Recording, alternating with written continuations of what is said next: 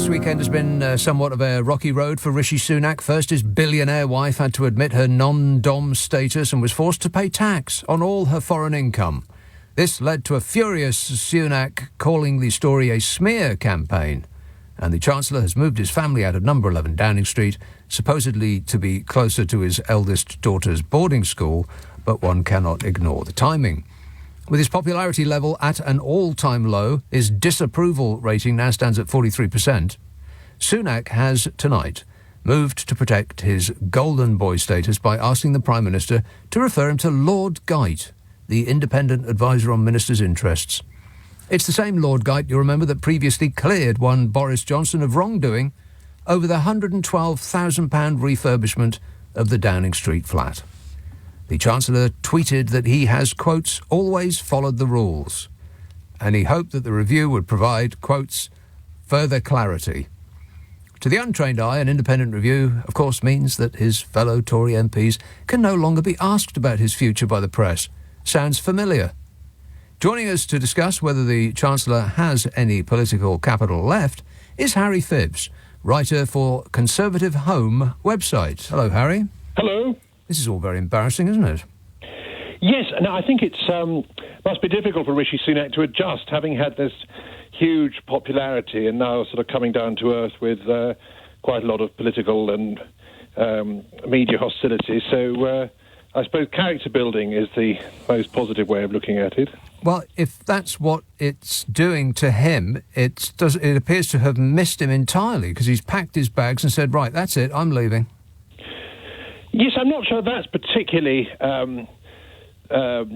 significant. In a way, I feel if he was leaving in the sense of actually resigning, which we saw was reports that he was seriously considering, in a way I think that decision would have happened now. And so I think that my guess is that probably he will now, hang on in there and survive, but as a sort of mere mortal, instead of this stratospheric popularity, having to live like a normal politician and cope with some of the pressures that some of his cabinet colleagues are used to, really, in terms of sort of hostile coverage. Well, his popularity is now almost as low as the Prime Minister's himself. Do you think that that's perhaps because the public knows more about him now? I think the important point really is the substance in terms of what his policies are, and the difficulty really is that he's been saying that he believes in low taxes, but he hasn't actually been delivering. We've got, even after the pandemic now, we hope is sort of more or less over, we've still got government spending going up and tax going up. And so particularly for Conservatives who feel that they should be about trying to have more individual freedom and about us being able to choose how we spend our money rather than the state taking our money and spending it for us, Conservatives particularly will feel, well, what's the point of that? And of course also voters generally, if you get cost of living pressure, then people start to think, well, actually, one of the big cost of living is the amount taken from us from the government, and so that people who might be more relaxed about some of these things, if there's sort of pressure meeting the bills, then they start to get rather more concerned about the tax burden. So he's sort of got away with it for a while, putting up our tax, and now people have got wise to it, and so I think that's more than the stuff about his wife and the non-dom status and the green card status. It's actually the substance of what he's doing that's the real problem. Well, he claims to be a low-tax chancellor. Maybe he meant for himself. I mean, he didn't actually make it specific that he was talking about the rest of us. Maybe he had himself in mind. It's pretty extraordinary, isn't it, when his wife said, this is her comment, she announced that she would start paying UK taxes because her arrangements were not compatible, her word, with her husband's job as Chancellor.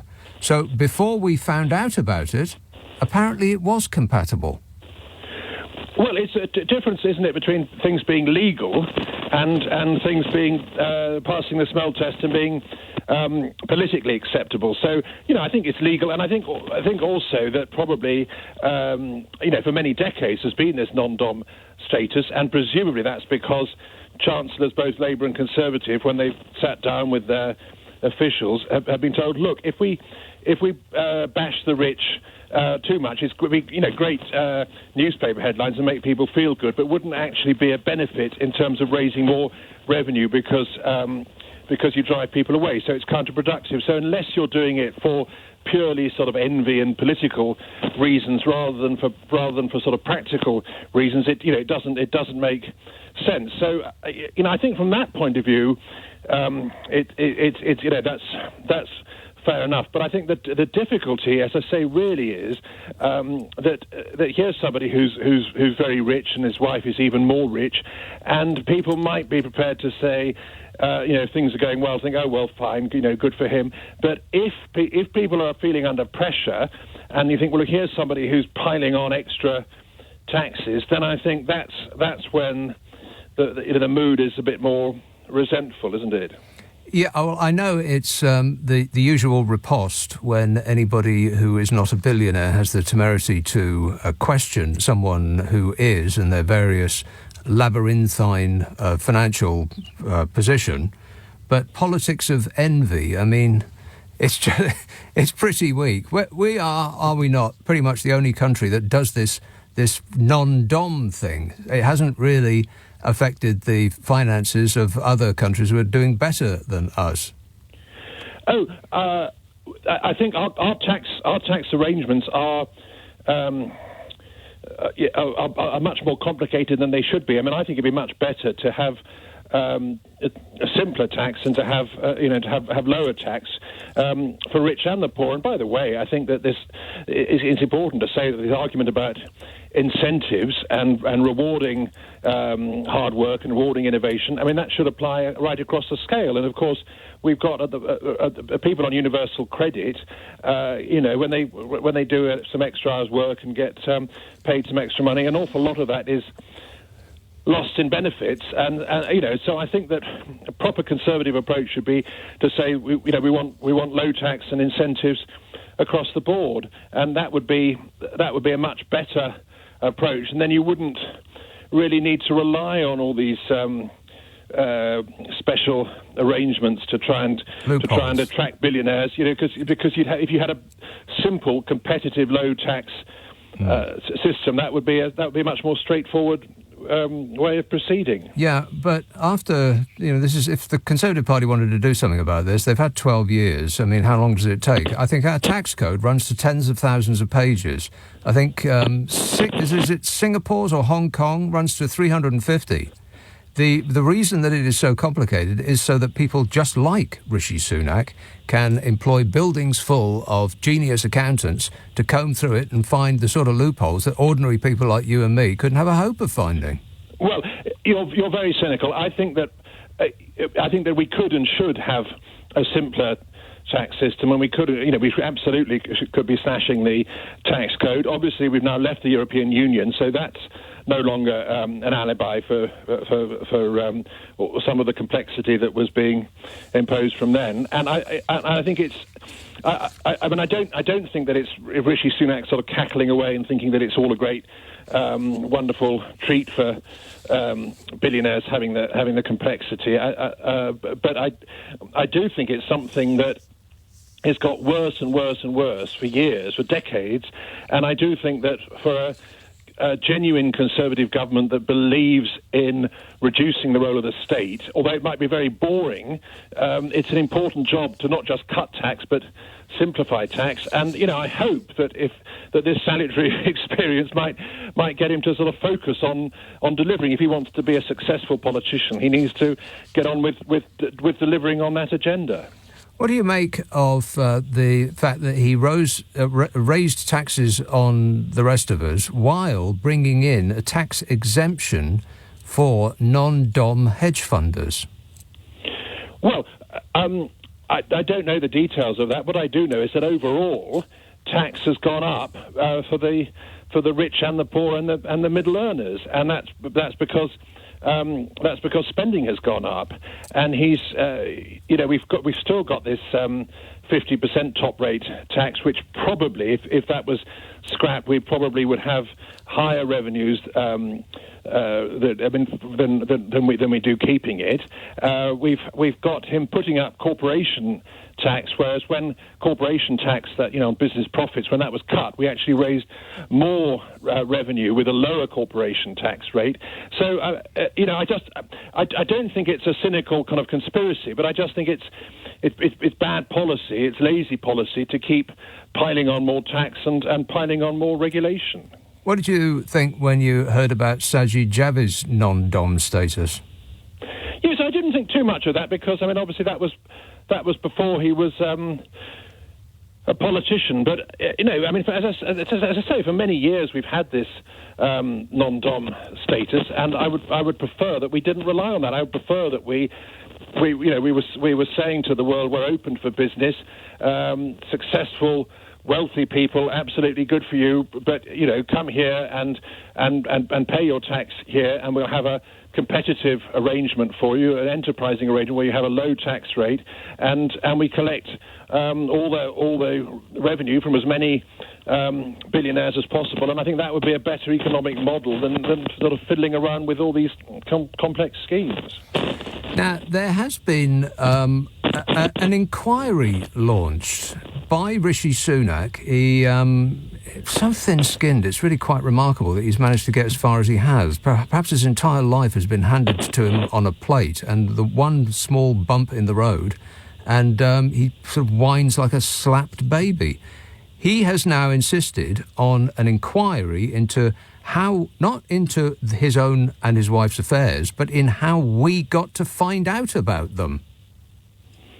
Yes, over the leak, you mean? Yes. Well, I think that's perfectly reasonable on principle for him to ask that. And if your tax affairs were leaked or mine were, I think we'd probably be pretty annoyed and pretty think, well, how on earth did that happen? I think the difficulty for him is that in practice, these leak inquiries, going back, we've had this going back through the sort of yes minister type comedies, haven't we? That they never really get anywhere, and therefore I think it's fine. He can do that, but I would be sceptical as to whether they'd find a leaker because they never really do. Well, of course, if they start an inquiry, then that will let them off the hook from having to comment on anything concerning that inquiry until the inquiry is delivered. And as we're still waiting for that Sue Gray report, to this point, I'm not even sure Sue Gray actually exists. But they keep talking about it, but we never see it. And so it's just going to kick it into the long grass, and they can feel justified in saying, well, we can't say anything more about that because there's an inquiry going on. Yes, I think that would be over the point about where the information had come from. He's also asked to. He's written to the Prime Minister to say he'd like to formally sort of be investigated for whether he broke any rules or not, and I think that's a way of him sort of heading off accusations that he had broken the rules. I don't believe there's any evidence that he or his wife have broken any rules or any laws. I'd bet money on it because the rules are written with him in mind. Yeah, I think it's more that it's more that people are angry about the pressure they're under for the cost of living, and they're angry that their taxes are going up. And even though he's given us a bit of money back, that still overall the taxes are going up. And so the suggestion that we should be grateful that he's putting up taxes a bit less than he otherwise was going to be. I think that winds people up, and I think people have had enough. And I think this the non-dom saga should probably be seen in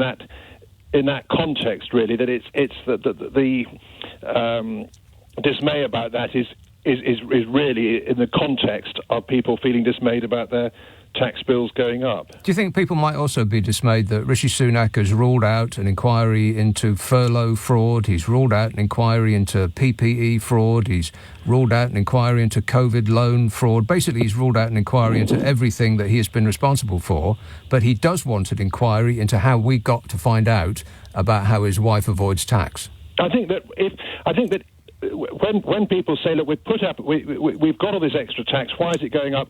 And he says it's absolutely essential. All the spending is essential. With all these big increases in public spending, are absolutely vital. I think that lacks credibility. Where people, the examples you give, but every day there awful lot of evidence of money being wasted. There's one example is a civil service is higher than it's been for years. We've got quangos, not just billions, but tens of billions going on a whole array of quangos, very little accountability. Stories about we're spending £1 million a month storing PPE that we bought over the market price from friends and donors of the regime that was unusable. We can talk about bad choices if you like. All the coronavirus stuff, obviously, there's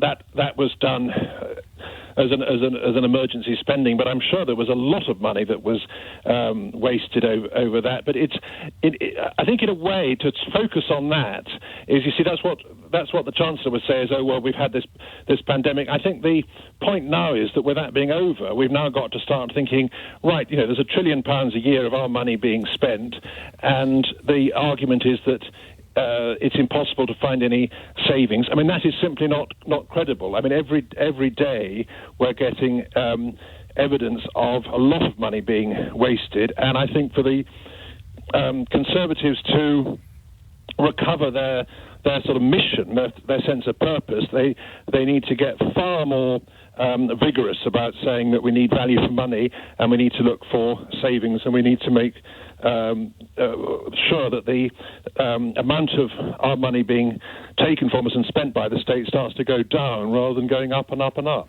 You write for the Conservative Home website. What's the feeling with the Conservative grassroots? Are they in something of a despond? Are they sort of despairing, pulling their hair out? Is there like rumblings in the ranks?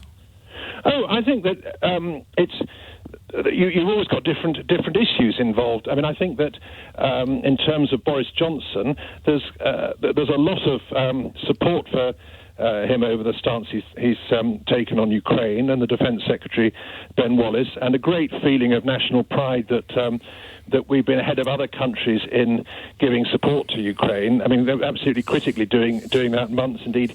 We could talk about that, but I don't think that it's as good as you're portraying it. But I'm giving you the views of Conservative Party members as measured by the Conservative Home website, and I would say that there's very strong feeling of pride among them in having a Conservative government that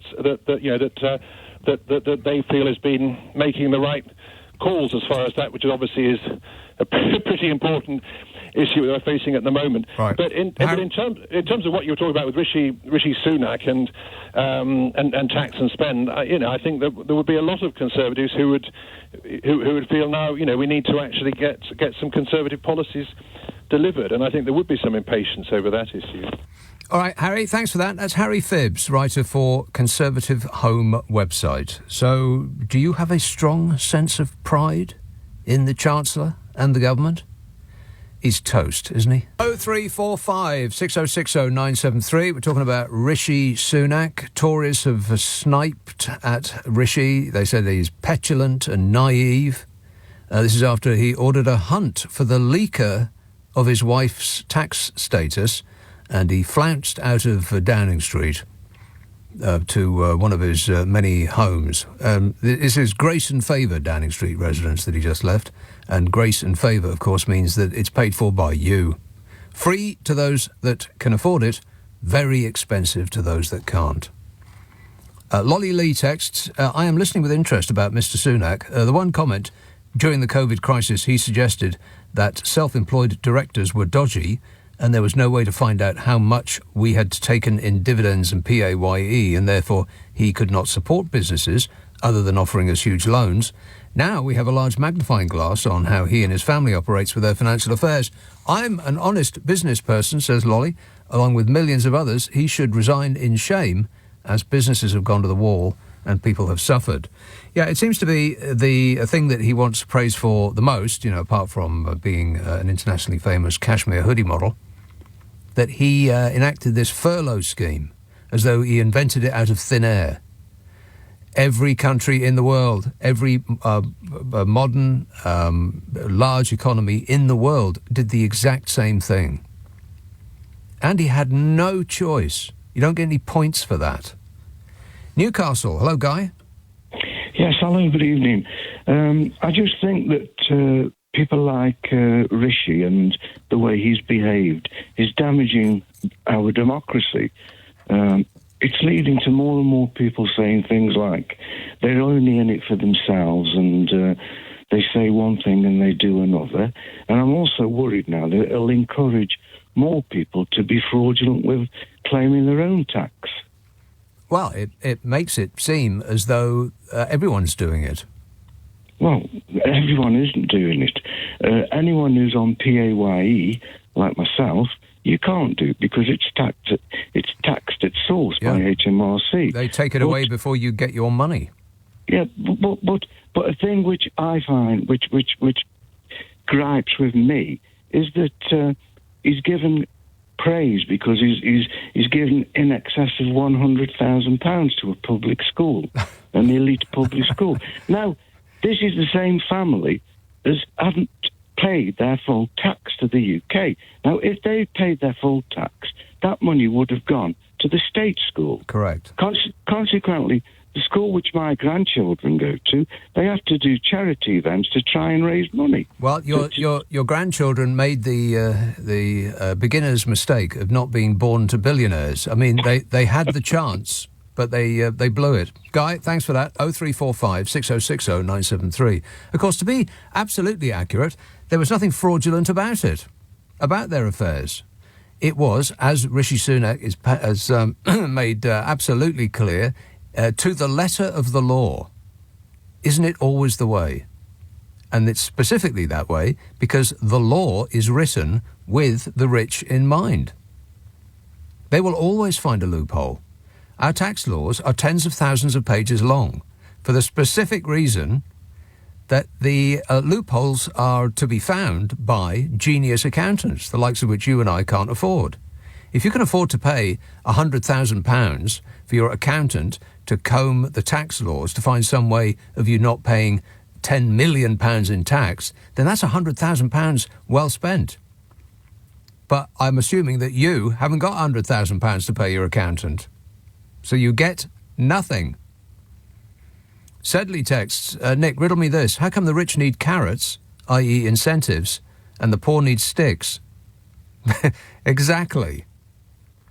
The amount of times that I've heard people say, talk about Stalin's useful idiots. Was it Stalin or Lenin? Never remember. Anyway, the useful idiots part applies. People who have nothing defend those who are essentially, and I'm not implying that the Sunaks are ripping us off, but people who pay less tax than an ordinary person in the street might deem their fair share, people will call and say that it's the politics of envy and we should leave them alone. Same kind of people, I guess, who call and say that we should leave Boris Johnson alone because he's doing his best. It's remarkable how much support from those most in need can be relied upon by those who are screwing them over the most. Because as that last caller just said, if the super rich do not pay their fair share of taxes, then we have to make up the difference.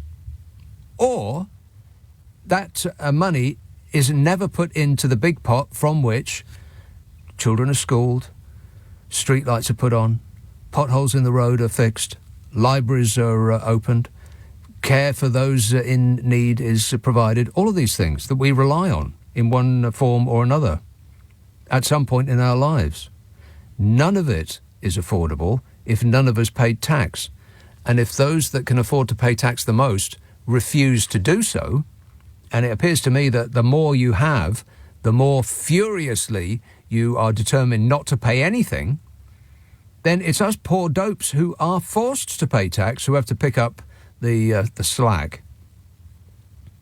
But again, They organised their affairs to within the letter of the law. Always. The Chancellor Rishi Sunak has been warned that his hopes of ever becoming Prime Minister are over after the Treasury began a search for the mole who revealed that billionaire heiress Akshata Murthy, who has non-dom status, means that she could potentially have avoided millions of pounds in UK tax. On Friday, she announced that she would start paying UK taxes because her arrangements were not compatible with her husband's job as Chancellor. But until we found out about it, it was compatible. 0345 6060 973. Ealing. Hello, John. Nick, hi. John. I tell you what, have you noticed how many investigations this government needs? They investigate themselves. It's like they're almost sleepwalking or they're on some kind of addiction trail. It's like, I didn't know what I was doing. Oh, no, we need to do an inquiry. Yes. Well, of course, an inquiry, sorry to interrupt, but an inquiry, the obvious benefit of an inquiry is that they can say, oh, well, we can't talk about that. I can't answer those impertinent questions because there's an inquiry underway. And they kick it into the long grass. Yeah. And it's the standard thing. I mean, it's the whole kind of absolute ludicrous idea that Boris didn't know he was a party, and also Rishi Sunak didn't realise he orchestrated tax evasion.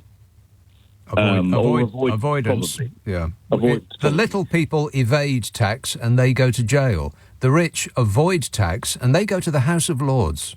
But that's the whole point. You see, Nick, the one thing I would say is, you had a fellow ringing up earlier on. I don't know if he was involved with Conservative Home or whatever he was talking about. Yeah, Harry And he Phipps. said, the Conservatives are very proud of themselves because Boris is there helping out the Ukraine. A strong sense of pride was the phrase. That's what I heard. And the first thing that crossed my mind when he was saying that is he actually aware of how ludicrous that sounds, given the fact that Boris Johnson and the Conservative Party has laundered so much Russian money that they're probably paying for the bombs dropping on the Ukraine. Well, it absolutely amazes me. There's something in that, yes. I mean, we have become under not totally the Conservative government because it was in place for a while before, but we are the money laundering capital of the world. The international criminal super rich come to London not because they like our theatres, it's because they can wash billions of pounds of money totally sparkling clean and get away with it. But Nick, what I don't understand, when Boris Johnson went over there and he spoke to Vladimir Zelensky, I mean, I'm not quite sure how much Vladimir actually knows. Yeah, exactly. How much he's actually in hock to the Russian regime. I agree entirely. It's read to me that this sort of this tsunami of praise that came Boris Johnson's way, I read it either that Zelensky was being sarcastic or he was prodding Johnson to do more than he already had. I mean, it's absolutely ridiculous. I mean, all I know is I've worked in lots of different industries and stuff, whether it's to do with Chinese and Russian, and all I know is that there is no tax paid, there's money avoidance, and it's common knowledge. Anyone involved in any form of real estate and houses and bits and pieces know exactly what's going on. They're just ploughing their money into it off plan, and no one lives there. So we know what it's about. But, the idea that the Conservative Party aren't aware of this when they're taking the donations is absolutely ludicrous. Well, they can't actually know whether it's day or night until the inquiry is that's the other one, published. Nick. What is all this, I can't speak until I have an inquiry? I'm sorry, if it walks like a duck, talks like a duck and quacks like one, it's a duck. All right, thanks a lot, John. 0345 6060 973. Dawn Butler MP tweeted this in the last few minutes. Hang on, Sunak, demands an inquiry into the public being informed that his wife has avoided millions of pounds in UK tax. How about an inquiry into the £4.3 billion fraudsters that have gotten away with, or billions in dodgy PPE contracts? That's it certainly reads like a tweet. Maybe she should have reread it before she sent it.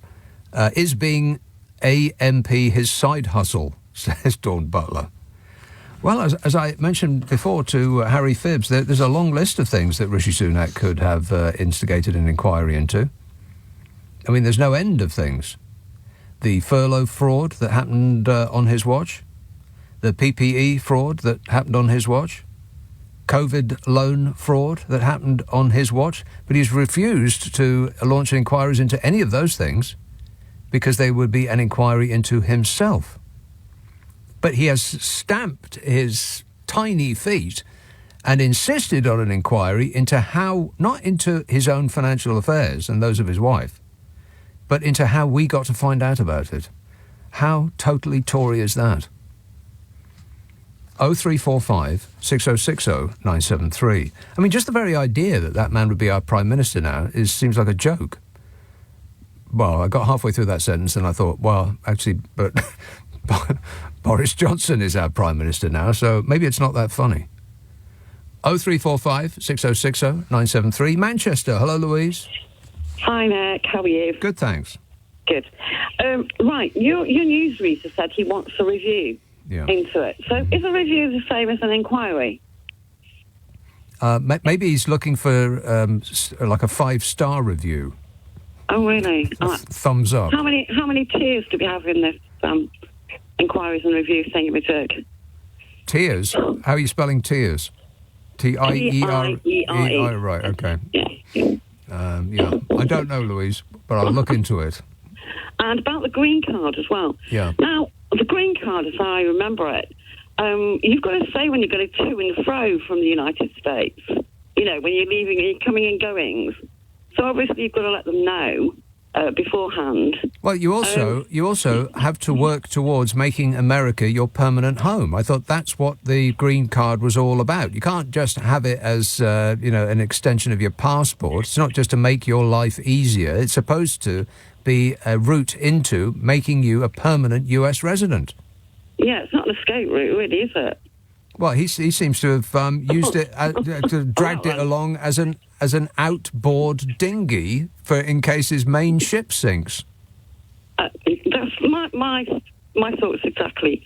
So I think that's about it for now. All right, good work. Thanks, Louise. 0345 6060 973. Jim texts, the level of denial of your guest and other Conservative supporters is truly staggering.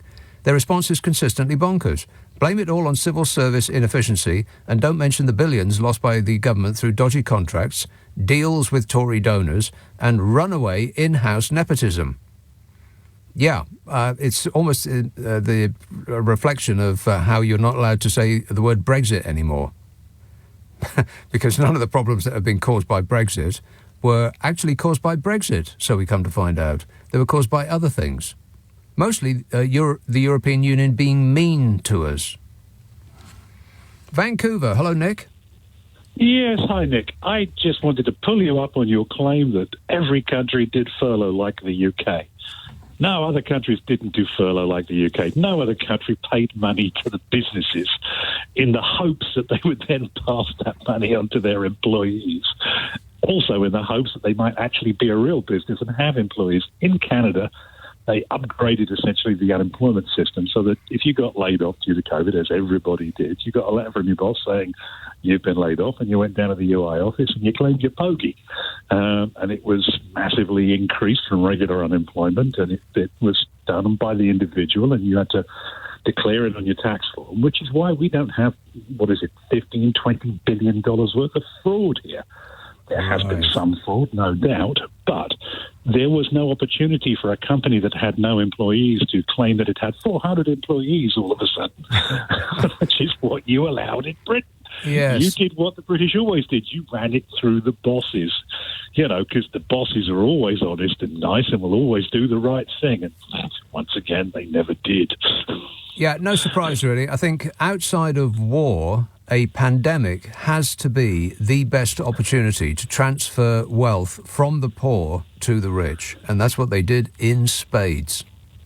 Yes, I mean, like I said, the system that the UK government came up with to pay furlough, I mean, first of all, it was a cheater's charter. I mean, there's no doubt about that. Anybody that had a registered company, and so many people will keep registered companies on the books just in case they might need it down the road. Well, we know that you can start up a company. I can claim 10 employees on that. Well, yeah, we know that you can start up a company in about 5 minutes and then get a £108 million contract from the government for PPE, which you have no experience in. I mean, that happened over and over and over again, almost as though it wasn't an error and was more the plan. Yeah, like I said, that hasn't happened here in Canada. It didn't even happen in the States. God knows they're corrupt and stupid enough. That's just a British thing. Sorry. Okay. So thanks for the bad news, Nick. 0345 6060 973. Right, so it's worse than I thought. Great. Gary texts, don't you think that Bodger was involved in the release of Rishi's information? Very odd that he shortly after went to Ukraine to earn great praise at being so brave. Yeah, because that's what everybody thinks when they think Boris Johnson. Bravery. But, well, it doesn't really matter. I guess it does. If number 10 and number 11, I mean, I know it's complicated because the one that works in number 10 lives in number 11 and vice versa. But you know what I mean. I mean, if they are actually slugging it out like two kids in a schoolyard without actually landing any physical blows on each other, then we're being run by children. It's pathetic. There's an actual crisis on. Worse, there's multiple crises coming at us from every given direction, and they're concentrating on photo shoots and getting one up on the other. We're doomed. Vladimir Putin must just wake up laughing. 0345 6060 973. Rishi Sunak, any thoughts? Addy tweets, most of us wouldn't be concerned with our tax details being revealed, as most of us have to pay full tax due without any use of avoidance schemes. That's right. This might come as a shock to Rishi Sunak, but ordinary people, the kind of people that he was in the presence of when he pretended to pay for something at a petrol station. It's probably one of the few times in his life that he's ever met ordinary people, although they were behind a plastic screen for his convenience. Ordinary people get the tax taken from their wages before they're put into their bank accounts. There are no avoidance schemes for the little people, and his chafing at being questioned, considering what he does for a living and what he has done to us, is just incredible, really. I mean, talk about thin-skinned. The sense of victimhood with them all is beyond belief. Windsor, Ayob. Hi, Nick. How you doing? Very good, sir. Love your show. I picked up on one of the callers that was, I think, from the Conservative movement. Conservative Home. Yeah. Home, Harry yes, Phipps. about four calls ago. Yeah. And he was saying that, if your tax details or mine were published, that we'd be up in arms. But the Rishi Sunak is in the highest echelons of government. He's a public figure, and all of this. It's worse than that. He is the money man, and that his monetary affairs are something that the ordinary person in the street would not recognise is unforgivable.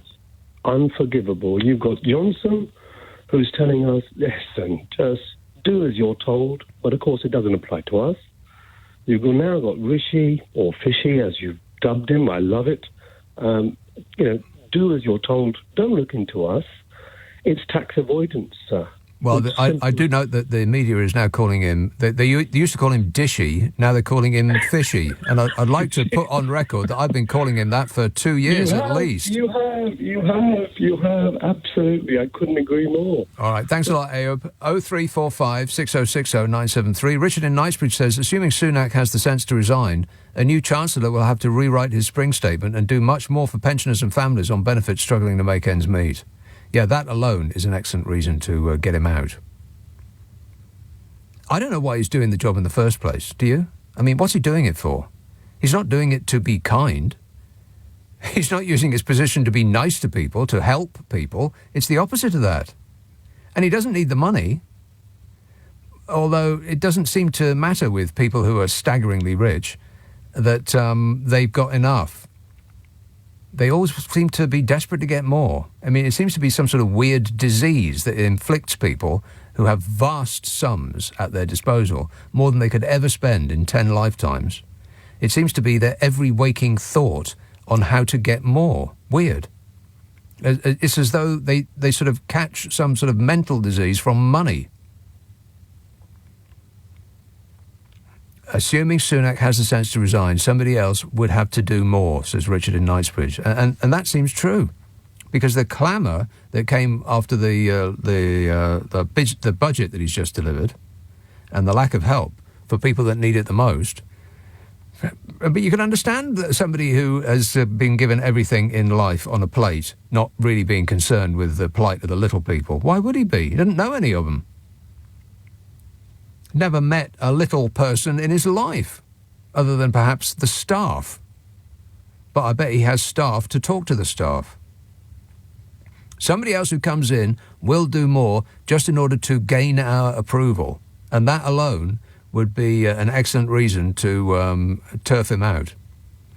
But again, I don't know why he's doing the job in the first place, other than he sees a benefit for himself. Other than that, I don't get it. Hendon. Hello, Elkin. Hi, Nick. Elkin. Yes. Basically, when I was looking at this fiasco with Rishi Sunak's wife's case, I was also trying to think of the other side of it. Okay, and let me make it clear that I'm not a fan of the current government, nor in favor of billionaires avoiding tax. But the thing is, the non-dom status, I understand this was brought in and legislated by the government for a reason. So in my understanding, I think this is basically to draw FDI, foreign direct investment, into the country, and probably for those people who can basically come and invest here, to avoid double taxation for them. Okay, if not, nobody's going to come and invest here. Well, then, why do people invest in Germany or in America or in any other country in the world that doesn't have tens of thousands of pages in their tax code for people like him, of his status, to be able to skip around the rules while saying that they're obeying all the rules? Well, in this case, legally speaking, I think his wife has been obeying the rules. Of course. They all do, legally speaking, obey the rules. That's because the rules were written with them in mind. Okay, so was this non-dom brought in by Rishi Sunak himself, or was this there for some time? It's been there for some time. But and the reason, the justification that is given for the super-rich to avoid paying their taxes is that we, the little people, should be grateful for whatever they decide they will pay. And I just don't buy that at all. And you hear it so much. Oh, if we taxed them, like the rest of us, then they'd all up sticks and leave. Yeah, but they don't, though, do they? Almost none of them do. I mean, some of the most unattractive of them will go to some monoculture where billionaires just sit around and God knows what they do in Monaco. I mean, what do you do in Monaco, for crying out loud, other than sip 15-pound cups of coffee? And that's the problem with attracting billionaires, is it does quite quickly make the place that they live unaffordable to everybody else. I mean, it's one of the reasons that the housing market has gone stratospheric in London, is because billionaires compete with each other to buy £5 million houses and £10 million houses. And if they can't do that, then funds from Malaysia and so on will come and buy an entire building and then rent them out, which is why the higher up one of these shiny new blocks of executive flatlets you look, the less likely it is that the lights will be on, because nobody lives there. Ellesmere, Michael. Hi, Nick. Thank you for having me. Michael. Yes, there was information in private eye. We actually don't know what are interests of Rishi Sunak. The only thing he declares is a blind trust, which means his finaglers could be opening companies benefiting from the pandemic. Nobody knows. Nobody will ever know, because apparently Rishi Sunak doesn't know himself. Possibly the way Boris Johnson doesn't know who pays for his wallpaper. Yeah. He just sends texts, send more money.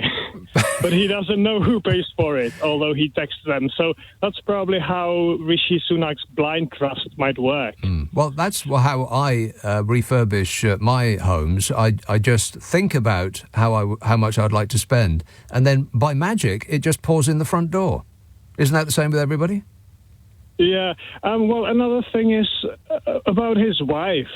There's a good argument that she might possibly want to be on sanctions list because of human rights abuses in India and how close her father is to the government. Well, let's not get carried away. I've got no idea about any of that, and you probably don't either. I don't think anybody wants to be on a sanctions list, if that's what you were implying. But thanks for that. 0345 6060 973. Leicester, Helen. Hi, Nick. Helen. I'm a bit afraid to phone you because you're a wee bit cutthroat, but I'll go for it. Okay, go on. I heard you on the radio, I think it was last night, and you were talking about houses with no heating, drafty, no installation. Right. And I was actually going to accuse you of being in my house when I wasn't here. Oh, right. Because that's how I live. That is my house you described last night. And Rachel was on the radio yesterday. I seen Boris in Ukraine, and I was quite annoyed him standing beside such a courageous man and them having to obviously secure his safety when they're dealing with so much of their own. Right. And I phoned into Rachel, who I have great admiration for, but she was quite cutthroat about it and sort of hemmed me off. And she was on today. It was quite obvious she was quite annoyed on radio today, and she was on and she was saying, should families be able to be slated if they're related to somebody that's in the public eye? Yes. And I was tempted to phone in. Yeah. Yeah, I was tempted to phone in, and then it was obvious she wasn't in good form, and I thought, no, I'm not. But, I didn't know that Rachel was Boris Johnson's sister. The first time I ever seen her, she was on a chef's programme, and I thought, she is so down to earth. She's brilliant. And, if Rachel was fully... Where is this going? Okay. Well, that took a swerve that I wasn't expecting. Thanks for that, Helen, whatever that was. You never know what you're going to get, eh?